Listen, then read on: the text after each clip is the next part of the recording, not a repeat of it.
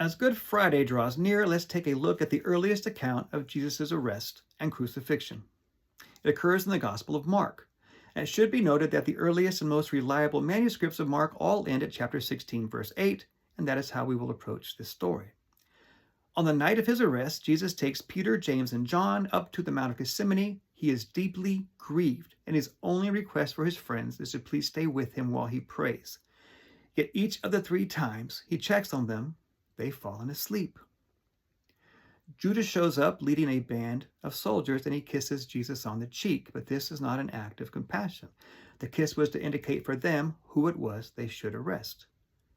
This is the last we will see of Judas in the Gospel of Mark. Judas literally leaves the story with the money he received for betraying Jesus. There is no account of Judas showing any remorse in this gospel. To save themselves, the apostles all desert Jesus. They scatter, they run. And this is the last we will see of the apostles in the Gospel of Mark, with the exception of Peter, who will follow up behind the soldiers for a little while to see what's going to happen.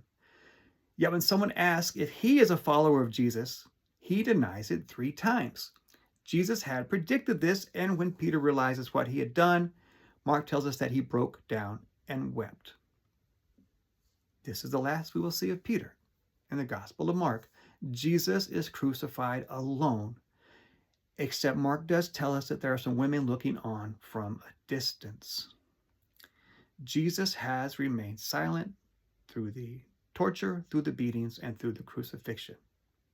Judas has betrayed him. The apostles have deserted him. Peter has denied him.